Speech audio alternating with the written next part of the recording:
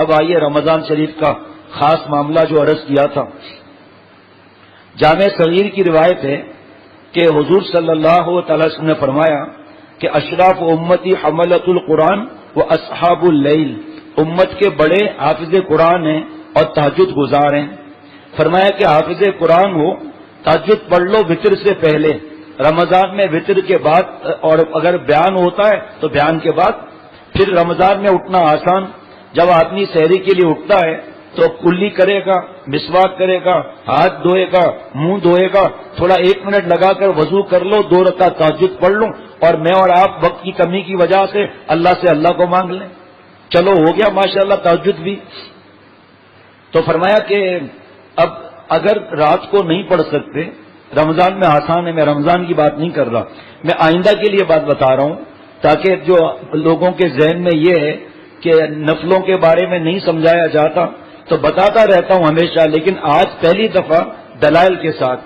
جو رات کو اٹھنا مشکل ہو تو حضرت مولانا مفتی عبد الرحیم لاجپوری جو فتاوی رحیمیہ لکھنے والے ہیں، انہوں نے فتاوی میں تحقیق شائع کر دی، اور امداد الفتاوی میں حضرت تھانوی رحمۃ اللہ علیہ اور فتاوی شامیہ میں ہے کہ وطر سے پہلے یا وطر کے بعد، رمضان میں ظاہری بات ہے وطر کے بعد جہاں مجلس ہوتی ہے وہاں نفل نہیں پڑھنے، وہاں اس مجلس میں رہو، اور نہیں پڑھ سکے تو کوئی مسئلہ بھی نہیں ہے، گھر جا کے پڑھ لو یا سحری سے پہلے پڑھ لو. جیسے ہمارے یہاں رمضان کے علاوہ بھی عشاء کے بعد مجلس ہوتی ہے، مجلس ختم ہو کونے میں جا کے نفل پڑھ لیا. اب دلیل سنیے، اس میں نیت توبہ کی بھی کر لو، حاجت کی بھی کر لو، تہجد کی بھی کر لو، شکرانہ کا بھی نیت کر لو، ایک نفل میں 4 لڈو. اب دلیل سنیے، علامہ شامی مسئلہ پیش کرنے سے پہلے حدیث پیش کرتے ہیں، وما کان بعد صلاۃ العشاء فهو من اللیل. عشاء کے فرض کے بعد جو وطر وغیرہ سے پہلے نفل پڑھے گا وہ اصحاب لیل میں ہو جائے گا.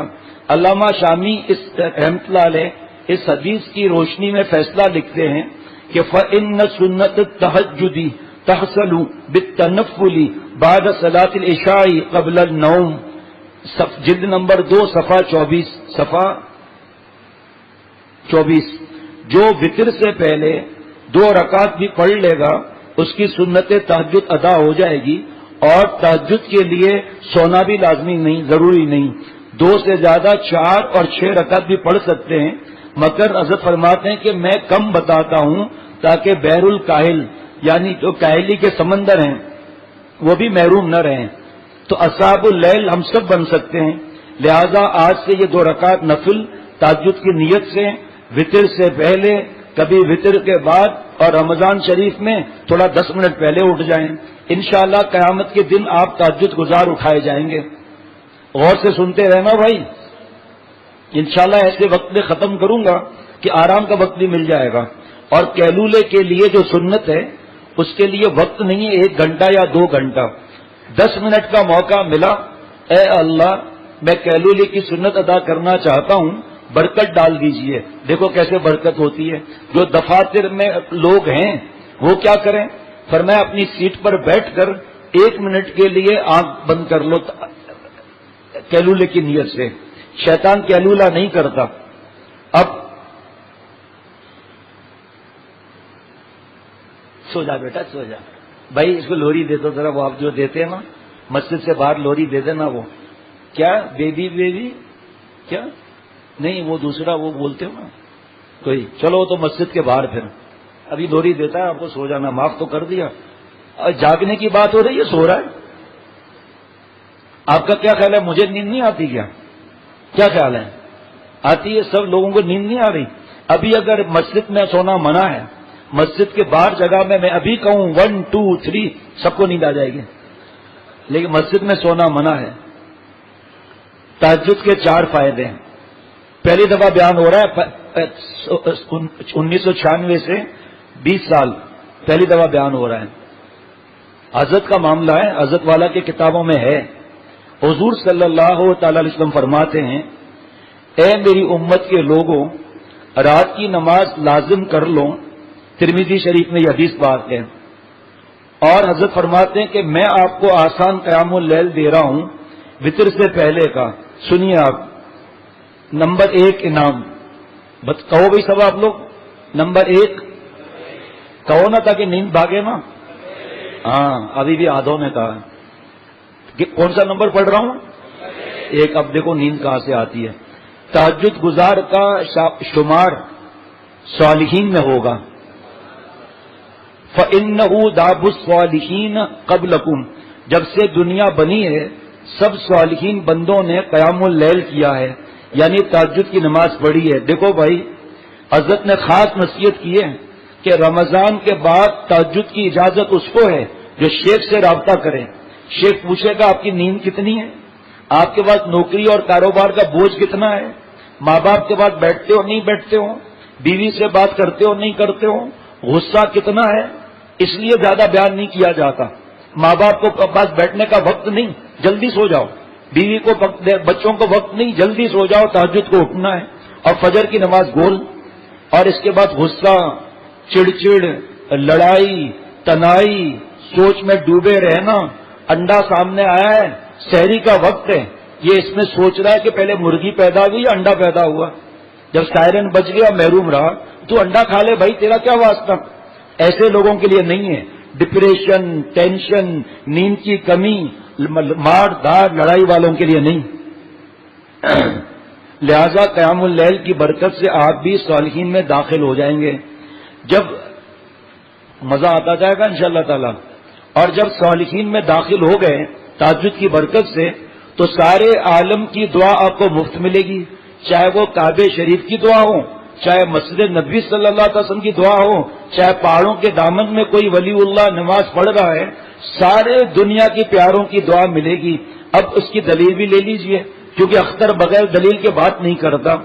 التحیات کے بعد نمازی التحیات میں پڑھتے ہیں السلام علینا وعلی عباد اللہ الصالحین.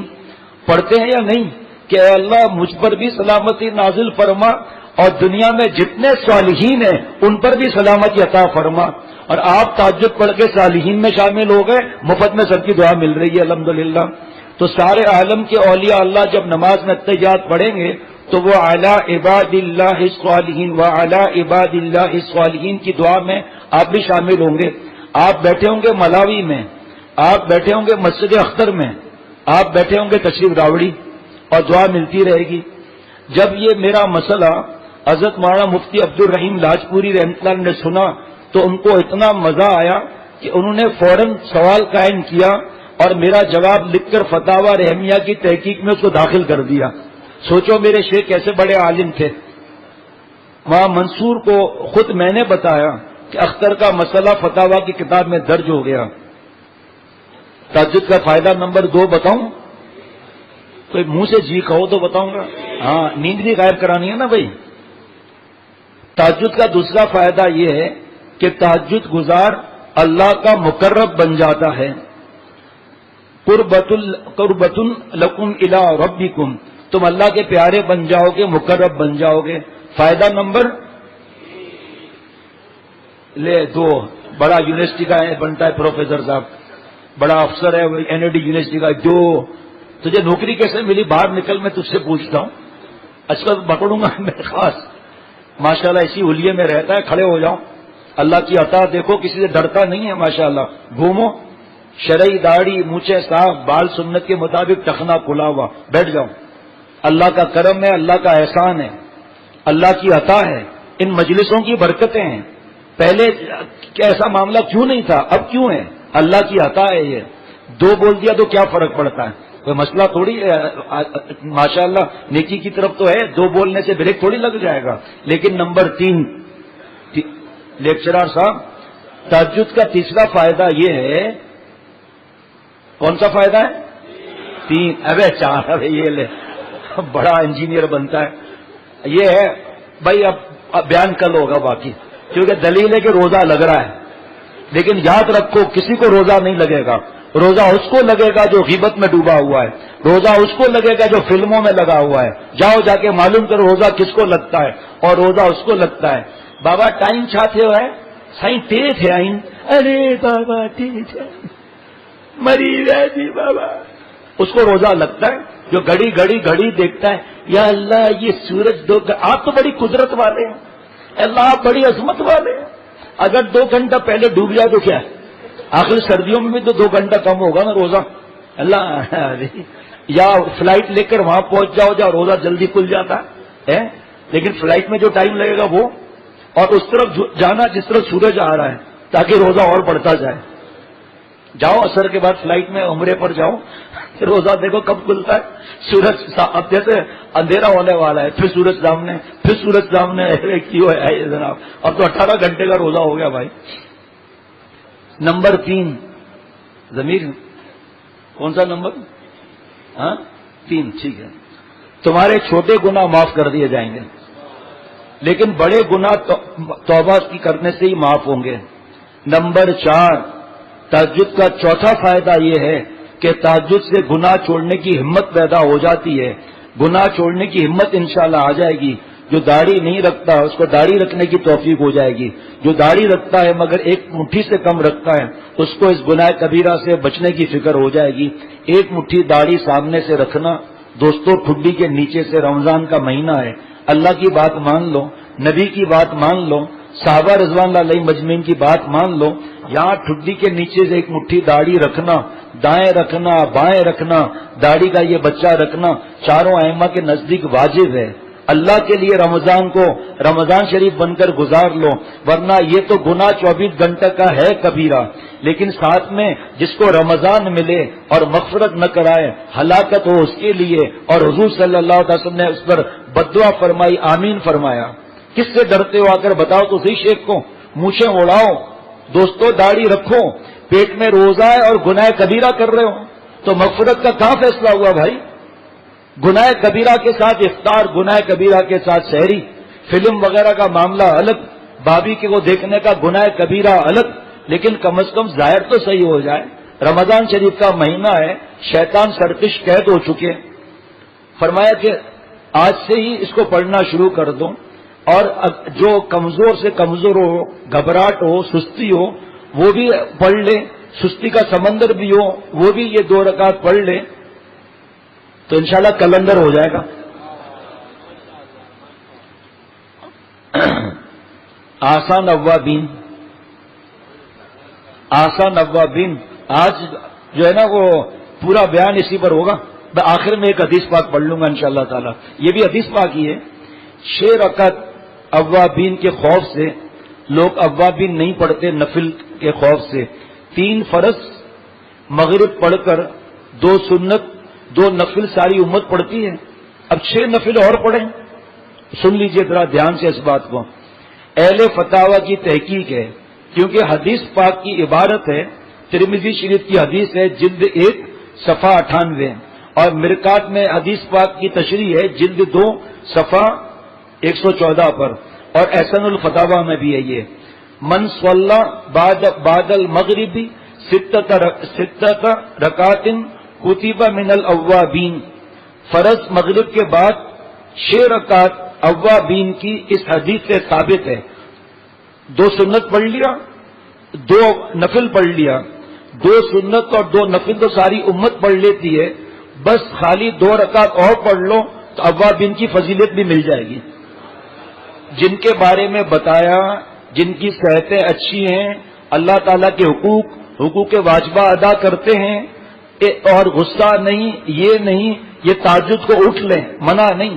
لیکن ہم کمزور ہیں, ہم بیان کے بعد 2 رکعت پڑھ لیں, گھر پڑھ لیں, رمضان میں جو سحری سے پہلے پڑھ لیں, چلو سوتے وقت بھی پڑھ لیا, کوئی مسئلہ نہیں. یہ ہم لوگوں کے لیے جو کمزور ہیں, جو 6 پڑھتے ہیں ان کو پڑھنے دو, بریانی کباب کھانے دو. 2 سنت 2 نفل 2 رکعت اور پڑھ لی تو بتائیں کہ ساری مسجد اوابین پڑھنے لگے گی یا نہیں؟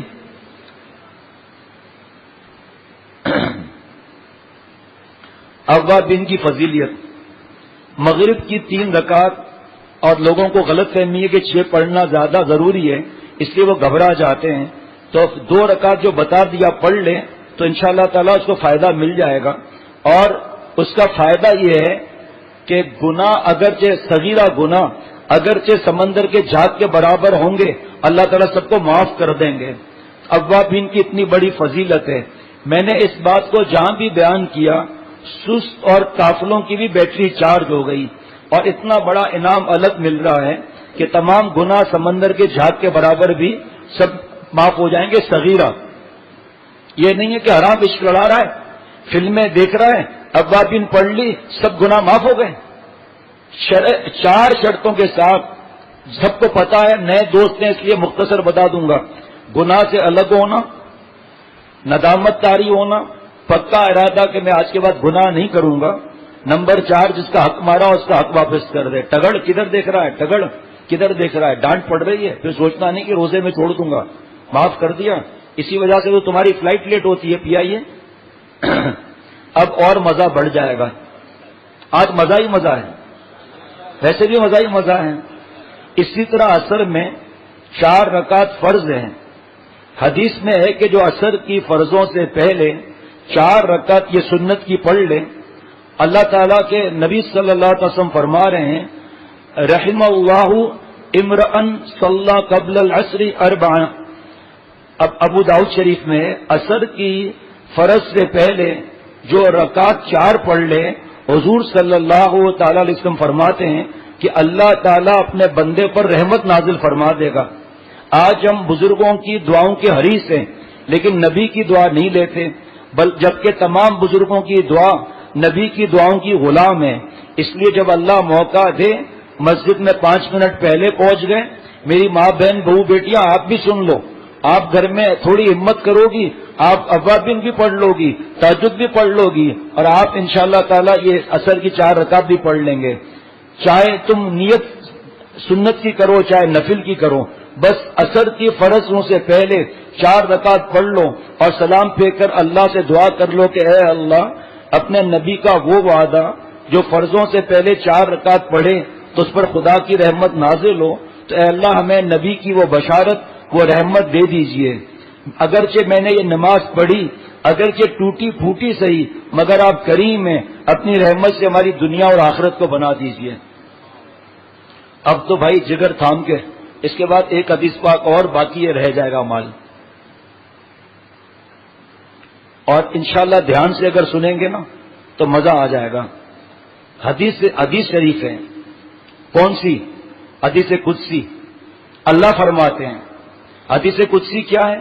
اول کلام النبی یبین، اول کلام الذی یبین نبی بلفظہ الی ربہ، جو نبی فرمائیں اور نسبت کریں اللہ کی طرف. یہ حدیث قدسی سن لیجئے. میرا بندہ ہمیشہ نوافل کے ذریعے میرے قریب ہو جاتا ہے، یہاں تک کہ میں اس کو اپنا محبوب بناتا ہوں، اور جب میں اس کو اپنا محبوب بناتا ہوں تو میں اس کا کان بن جاتا ہوں. بس وہ میرے کان کے ذریعے سنتا ہے، اور میں اپنے اولیاء کی آنکھ بن جاتا ہوں جس کے ذریعے وہ دیکھتا ہے، اس کا ہاتھ بن جاتا ہوں کہ جس کے ساتھ وہ پکڑتا ہے، اور پیر بن جاتا ہوں جس کے ذریعے وہ چلتا ہے. اور اگر مجھ سے کوئی کچھ مانگے تو میں اس کو ضرور دیتا ہوں. جو کہتے ہیں اللہ والوں کی دعاؤں کی قبولیت کا بتاؤں، اور اگر مجھ سے کچھ مانگے تو میں ضرور اس کو دیتا ہوں، اور اگر مجھ سے پناہ مانگے تو اس کو میں ضرور پناہ دیتا ہوں. دیکھو بھائی، یہ بار بار چیزیں بیان نہیں ہوتی، آج پہلی دفعہ بیان ہو رہا ہے. اس کو اوروں کو بھی بھلے کلپ بنا کر بھیجیں آپ، لیکن غور سے سنتے رہنا. اس پر شیخ العرب والعجم عارف باللہ حضرت مولانا شاہ حکیم محمد اختر صاحب رحمۃ اللہ علیہ کا علم عظیم جو آپ کو ہم کو مست کر دے گا انشاءاللہ تعالی. جو عبادت کرتے کرتے، صحیح بخاری شریف کی روایت ہے یہ، جو عبادت کرتے کرتے اللہ کے کرم سے بلا استحقاق اللہ کا پیارا اور ولی ہو جاتا ہے، تو اللہ فرماتے ہیں کہ میں اپنے اولیاء کی آنکھ بن جاتا ہوں. ظلم نہ کرو ادھر ادھر دیکھ کر، سر سے گزر جائے گی بات. یہاں ایسا علم عظیم ہے کہ انشاءاللہ تعالیٰ آپ اشرش پر اٹھیں گے، اور آگے اس حدیث بات کو سمجھانے میں جو مشکل آتی ہے، اور اللہ نے جو حضرت کو عطا فرمایا تو علماء مست ہو جائیں گے. اتنے واقعات ہیں یہاں پر کہ ایک بیان داڑھی کا سن کر لوگوں نے داڑھی رکھ لی. ایک فوجی افسر یہاں موجود ہیں، 1-2 بیان سنے، آج ان کی شرعی داڑھی ہے. دل میں تو تھی نا، اس ماحول کی وجہ سے باہر نکل آئی. وہ تو نہیں ڈرے کہ لوگ کیا کہیں گے. آج اور ہم اور آپ ڈرے ہوئے، اتنی بڑی یونیورسٹی کے صاحب ہیں، یہ تو نہیں ڈرے. آپ کو کیا خوف ہے جب شیخ سے دوستی لگاتے ہو تو بتاؤ نا کیا وجہ ہے کہ میں داڑھی نہیں رکھ رہا, کیا وجہ ہے کہ ایک مٹھی داڑھی میں نہیں کر رہا ہوں, فائدہ کیا شیخ سے تعلق لگانے کا, وقت لگانے کا فائدہ کیا جب آدمی اپنی کمزوری کا اظہار نہ کرے. یہ سب جتنے داڑھی والے ہیں ان کو عزت نہیں مل رہی, رزق نہیں مل رہا, کسی کی شادی نہیں, کسی کی اولاد نہیں. ابھی اس وقت اگر میں کھڑا کر دوں, اس وقت وہ ٹیک لگا کر کون سو رہا ہے بھائی, جاگو اور جگاؤ.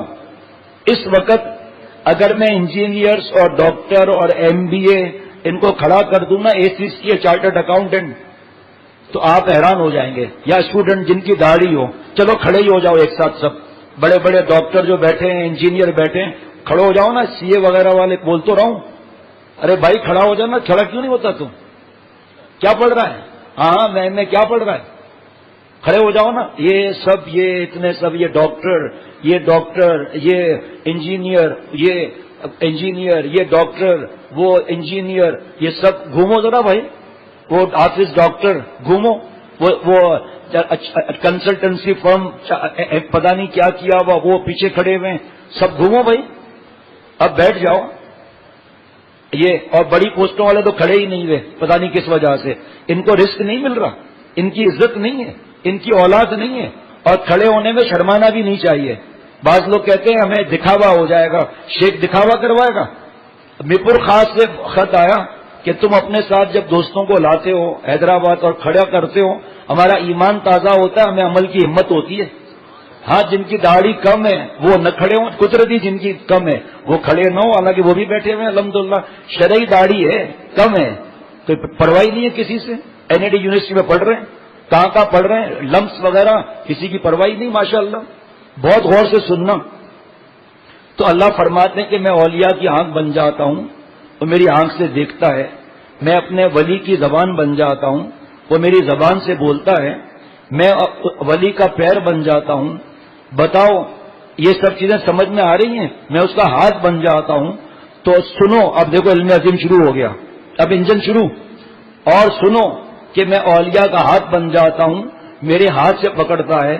تو جب کوئی ولی اللہ مصافحہ کرتا ہے تو سمجھ لو کہ گویا اللہ تعالیٰ کے ہاتھ میں اس کا ہاتھ ہے. حدیث قدسی ہے, گویا یاد رکھنا, اگر گویا نکال دو گے تو پھر فتویٰ لگ جائے گا. بتاؤ استدلال بالحدیث ہو گیا یا نہیں. اللہ تعالیٰ حدیث پاک میں فرما رہے ہیں, حدیث قدسی میں, کہ میں ولی کی آنکھ بن جاتا ہوں, میری آنکھ سے دیکھتا ہے. تو جب ولی اللہ اپنے مریدوں کو دیکھتا ہے تو سمجھ لو کہ گویا اللہ تعالیٰ ان کو دیکھ رہا ہے. یہ بیان سننے جیسا ہے, جوش والا. پھر جوش سے فرمایا اے علماء دین, اس حدیث سے یہ استدلال آج زندگی میں پہلی دفعہ بیان کر رہا ہوں. روئے زمین پر 97 میں 97 میں ساؤتھ افریقہ میں علماء کے جھرمٹ میں, روئے زمین پر 70 سال کی عمر میں آج یہ مضمون پہلی دفعہ بیان کر رہا ہوں. حق تعالیٰ کے کرم اور مہربانی سے, ولا فخر یا کریم, اختر کا کوئی کمال نہیں, یہ میرے بزرگوں کی دعاؤں کا صدقہ ہے. جب اللہ تعالیٰ حدیث پاک میں فرما رہے ہیں کہ جب میرا بندہ کثرت نوافل سے, کثرت عبادت سے, صدقہ نافلہ سے نہیں فرمایا, نفلی حج نہیں فرمایا, عمرہ بھی نہیں فرمایا, نفل نماز بھی نہیں فرمایا, اللہ کا قرب تقویٰ کے ذریعے ملتا ہے. اور جو اللہ کا ولی دیکھو کہاں سے اللہ کا قرب پا گیا. تو جب اللہ تعالیٰ نے حدیث پاک میں فرما دیا تو میری آنکھ سے دیکھ رہا ہے, تو یاد رکھو جب کوئی ولی اللہ کسی مرید کو دیکھے, اللہ مجھے اور ہم سب کو اپنا ولی خاص بنا دے, تو یوں سمجھے کہ گویا آج مجھے اللہ دیکھ رہا ہے. جب مصافحہ کرے تو یوں سمجھو آج میرے اللہ نے مجھ سے مصافحہ کیا. مولانا ایوب صاحب کیسا مضمون ہے, حدیث پاک سے مدلل ہے یا نہیں. یہ مولانا ایوب صورتی صاحب دامت برکاتہم ترکیشور میں حدیث پاک پڑھائیے. دنیا میں ان کو آپ کو ان کے مرید ملیں گے اور شاگرد ملیں گے. اتنے بڑے عالم حضرت شاہ صاحب رحمۃ اللہ علیہ سے بیعت تھے, لیکن حضرت جہاں جاتے تھے مجبوری تھی پاسپورٹ کی, تو پھر وہاں حضرت سے جا کر ملتے تھے, جا کر وہاں اتنا حضرت پر فدا ہوتے تھے. سب علماء مست ہو رہے تھے. فرمایا ہم تو ابھی باہر نکلنے والے تھے, ہمیں کیا معلوم تھا کہ علم عظیم عطا ہونے والا ہے, لیکن جب اللہ کا حکم ہوتا ہے تو بادلوں کو ہٹنے کی اجازت نہیں ہوتی جب تک برس نہ جائیں. میں نے سوچا کہ چلو جلدی نکلوں تازہ ہوا کی آکسیجن لینے کے لیے, لیکن میرے مالک کے سامنے کروڑوں آکسیجن فدا ہیں. آکسیجن کا مقصد صحت ہے، اللہ بغیر آکسیجن صحت دینے پر قدرت رکھتا ہے۔ بتاؤ یہ مضمون کبھی سنا؟ آج مجھے بہت مزہ آ رہا ہے کہ اللہ تعالیٰ حدیث پاک میں فرما رہے ہیں لا یزال عبدی یتقرب الی بالنوافل حتی کنت بصرہ، یہاں تک کہ میں اس کی آنکھ بن جاتا ہوں۔ سبحان اللہ، کیا مضمون ہے کہ میں نے شیخ کا ہاتھ پکڑا، گویا اللہ کا ہاتھ پکڑ لیا۔ ارے اتنا تو نیک گمان اپنے شیخ کے لیے رکھو کہ شاید یہ ولی اللہ ہو، مکان امکان ولایت ہے یا نہیں۔ ارے ظالموں، یہاں محبت سے کہا جاتا ہے، ارے ظالموں اگر یقین نہ کرو کم از کم اپنا گمان تو نیک رکھو شیخ سے۔ حضرت حاجی صاحب رحمۃ اللہ علیہ فرماتے تھے کہ جتنا اپنے شیخ سے جو نیک گمان رکھے گا اس درجے کی اس کو ولایت ملے گی، یعنی اتنا مان لو کہ ممکن ہے۔ ارے ممکن ہی پر عمل کر لو اور دل میں مزہ لے لو کہ آج میرے اللہ نے میرا ہاتھ پکڑ لیا۔ یہ مضمون آج زندگی میں پہلی دفعہ بیان ہوا۔ میں الحمدللہ سبزی منڈی میں نہیں ہوں، اس وقت علماء کے درمیان ہوں۔ علماء بھی کیسے، مولانا ایوب سورتی جیسے، بخاری شریف پڑھانے والوں جیسے، میں سارے عالم میں ان کے شاگردوں کو دیکھتا ہوں۔ مولانا ایوب صاحب کی دعوت حق کی مدد کے لیے بھی کہتا ہوں، حالانکہ اپنے لیے نہیں کہتا ہوں۔ آج سے راز چھپایا نہ گیا، آج سے راز چھپایا نہ گیا، منہ سے نکلی میرے مستر ہو کر، چشم نم سے جو چھلک جاتے ہیں، چشم نم سے جو چھلک جاتے ہیں، فلک پر وہی اختر ہے، فلک پر وہی اختر ہو کر۔ اختر مطلب ستارہ، یہاں سے مراد حضرت کا نام بھی آ گیا۔ جو گرے زمین پر، جو گرے ادھر زمین پر، یہ خانہ کعبہ میں حضرت کے اشعار ہوئے تھے جب کچھ آنسو حرم کی زمین پر گر گئے۔ جو گرے ادھر زمین پر میرے اشک کے ستارے، تو چمک اٹھا فلک پر میری بندگی کا تارا۔ جو حضرت کے خادم اس طرح پڑھتے تھے برطانیہ کے، جو گرے ادھر زمین پر، جو گرے ادھر زمین پر میرے عشق کے ستارے، تو چمک اٹھا فلک پر میری بندگی کا تارا۔ نہ گلوں سے مجھ کو مطلب، نہ گلوں کے رنگ و بو سے کسی اور سمت کو ہے میری بندگی کا دارا۔ نہ گلوں سے مجھ کو مطلب، کیا مطلب؟ نہ لڑکی نہ لڑکا، نہ فیس بک نہ یوٹیوب، نہ گانا نہ بدماشی، نہ ہاتھ سے جوانی برباد کرنا، نہ ماں باپ سے لڑنا، نہیں۔ ہمیں کیا مطلب یہ لاشیں سڑنے والی، گلنے والی، ہگنے والی، موتنے والی، پادنے والی، مرنے والی۔ نہ گلوں سے مجھ کو مطلب، نہ گلوں کے بو سے۔ اللہ تعالیٰ ایسے ہیں جو ہمیشہ سے ہمیشہ رہیں گے۔ سارا چمن لٹا دیا ایک گلے تر کے واسطے، وہ ہمیشہ سے ہمیشہ رہے گا۔ ان کی خوشبو، ان کا حسن ختم ہونے والا ہے، اللہ تعالیٰ ہمیشہ سے ہمیشہ رہیں گے۔ تو کتنی بڑی عظیم نعمت اللہ نے آج مجھے عطا فرمائی۔ بتاؤ، تمہارا مسافہ کر لیں تو سمجھ لو اللہ والے نے، اللہ میاں کا تم نے ہاتھ پکڑ لیا۔ حدیث سے ثابت ہے یا نہیں؟ واہ واہ واہ واہ! اپنے شیخ کی تقریر کو سمجھ لو کہ آج اللہ تعالیٰ کی طرف سے تقریر ہو رہی ہے۔ میں اپنے لیے نہیں کہہ رہا بھائی، میں تو حضرت کی بات پڑھ کے بتا رہا ہوں۔ اور اس کے بعد حدیث پاک میں کیا ہے کہ اگر وہ مجھ سے مانگتا ہے تو میں اسے دیتا ہوں۔ لوگ کیوں اللہ والوں سے دعا کراتے ہیں؟ کہ ان کی دعا رائے گا نہیں جاتی۔ اور وہ برائیوں اور گناہوں اور مکروہات سے میری پناہ چاہتا ہے، میں اسے پناہ دیتا ہوں۔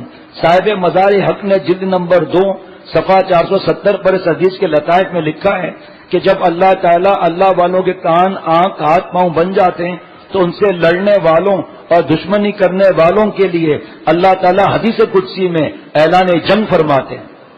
حدیث قدسی میں اللہ تعالیٰ اعلان جنگ فرماتے ہیں کہ میں ان کے ساتھ لڑائی کا اعلان کرتا ہوں، اور اللہ تعالیٰ کی لڑائی اس آدمی کے خاتمہ بد پر دلالت کرتی ہے، کیونکہ جس نے اللہ تعالیٰ سے لڑے وہ کبھی فلاح نہیں پا سکتا۔ سبحان اللہ۔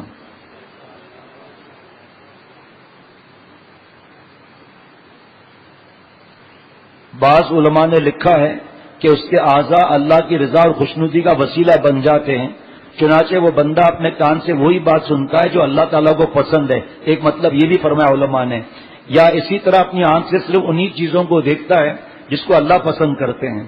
اور بعض حضرات نے اس کا مطلب یہ لکھتے ہیں، اللہ رب العزت اس بندے پر اپنی محبت غالب کر دیتا ہے، جس کا نتیجہ یہ ہوتا ہے کہ جس کو اللہ پسند کرے اس معاملے میں وہ اللہ تعالیٰ کی پسند کو رکھتا ہے آگے۔ اب آخری بات اور آج کی مجلس اختتام کو، اس بات کو بڑے بڑے علماء مست ہو گئے۔ حضرت پھول پوری رحمۃ اللہ علیہ ایک واسطے سے مولانا گنگوئی کے شاگرد تھے، انہوں نے مولانا ماجد علی جونپوری سے پڑھا تھا اور مولانا ماجد علی نے مولانا گنگوئی سے پڑھا تھا، اور شیخ الحدیث مولانا زکریا صاحب رحمۃ اللہ علیہ کے والد مولانا یحییٰ مولانا ماجد علی کے ہم جماعت تھے۔ اب سمجھ لو کہ اختر کی اللہ تعالیٰ نے کیسی قسمت بنائی ہے۔ تو میرے شیخ نے فرمایا کہ یہ حدیث لا یزال عبدی یتقرب الی بالنوافل سمجھانے کے لیے علماء دین کو پسینے آ جاتے ہیں، مگر میں ایک مثال سے سمجھاتا ہوں جو میرے اللہ نے مجھ کو عطا کی۔ آج مست ہو کے انشاءاللہ سب جائیں گے، اگر دھیان سے سنیں اور سوئے والوں کو اٹھا دیں تو انشاءاللہ فائدہ ہو جائے گا سب کا انشاءاللہ تعالی۔ گھڑی دیکھتے رہنا، آگے نہیں بتاتا۔ یہ بتاؤ کہ اگر کسی آدمی پر یہاں رسٹن برگ میں جن چڑھ جائے اور وہ جن انگریزی نہ بولتا ہو، سعودیہ کا ہو اور عربی بول رہا ہو، اور یہاں کے لوگوں نے اس آدمی سے کبھی عربی نہ سنی ہو، دیکھو علماء کیسے مست ہو رہے ہوں گے۔ ادھر آئی کانٹیکٹ، ادھر نہیں ادھر، علماء کا چہرہ کا میں دیکھ رہا ہوں کیسے ابھی سے مست ہو رہے ہیں۔ کبھی عربی نہ سنی ہو کیونکہ اس نے کبھی عربی پڑھی نہیں، وہ تو انگلش اسپیکنگ تھا، تو آپ لوگ کہیں گے کہ یہ تو عربی جانتا ہی نہیں، یہ تو جن بول رہا ہے۔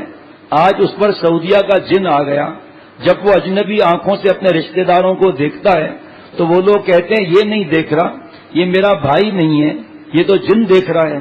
اور اگر وہ ایک تماچا مار دے تو کہتے ہیں بھائی لڑنا نہیں، اس نے نہیں مارا، جن نے مارا ہے۔ تو جس پر جن غالب ہوتا ہے تم اس کے سارے عمل کو جن کی طرف منسوب کرتے ہو، تو جس پر خدا غالب ہوتا ہے، کیسا نعرہ ہے ماشاءاللہ کا بغیر کہے ہوئے، جب کہتے ہو کہ جن چڑھا ہوا ہے تو جس پر اللہ تعالی کی ذات کا غلبہ ہو جاتا ہے تقویٰ کی برکت سے، اس کے بارے میں ہی تو اللہ تعالیٰ فرماتے ہیں ہم اس کی آنکھ بن جاتے ہیں، جس سے آپ لوگ کہتے ہیں میرا، جیسے آپ لوگ کہتے ہیں میرا بھائی دیکھ رہا ہے، یہ دراصل جن دیکھ رہا ہے۔ اور اگر گالی دیتے تو یار معاف کر دو، یہ جن گالی دے رہا ہے، میرے بھائی پر اس وقت کوئی خبیث جن آ گیا۔ میرے پاس بھی انڈیا کا ایک جن آیا تھا، حضرت فرما رہے ہیں، میں نے پوچھا کہاں سے آیا ہے، اس نے کہا انڈیا سے۔ میں نے کہا کہ تم یہاں سے واپس انڈیا جاؤ اور کسی مسلمان کو مت ستانا۔ تو اس نے کہا میں چلا تو جاؤں گا، لیکن آپ کی کتابیں جو یہاں نظر آ رہی ہیں ان میں میرے خلاف کوئی نقش نہ دبا دینا ورنہ میں مر جاؤں گا۔ کراچی میں جو میرا کتب خانہ ہے، کتب خانہ ایک تو مظہری ہے، دوسرا خانقاہ میں کتابیں رکھی ہیں، تو وہ بیوقوف یہ سمجھا کہ یہ سب تعویذات کی کتابیں ہیں، بیوقوف ہندو کیا جانے۔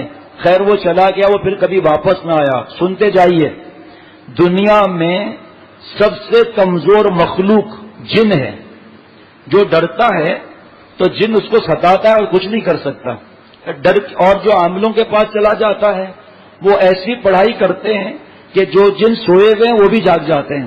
اب ساری زندگی ان کو چپ کراتے رہو، لیٹا ہوا ہے اور جناب گدگدی ہو رہی ہے، اور بیگم صاحبہ کیا اتنا زور سے گدگدی کی ہے، اور سرتاج میں تو سو رہی تھی۔ اب وہ ہر وقت اب بھاگے جا رہے ہیں عاملوں کے پاس۔ ہمارے پاس ایسا علاج ہے انشاءاللہ تعالیٰ آپ خوش ہو جائیں گے، جہاں جنات کا معاملہ ہو تینوں کل تین بار پانی میں دم کر کے پلا دیں افطار کے بعد، اور زعفران کا نقش لے لیں، اس کو پانی میں ڈبو کر پلا دیں، جن کا باپ بھی نہیں آئے گا، بلکہ جن آ کر کہے گا کیا حکم ہے میرے آقا، تو کہہ دینا کہ بھائی یہ بانس پہ چڑھو اور اترو، خود ہی بھاگ جائے گا۔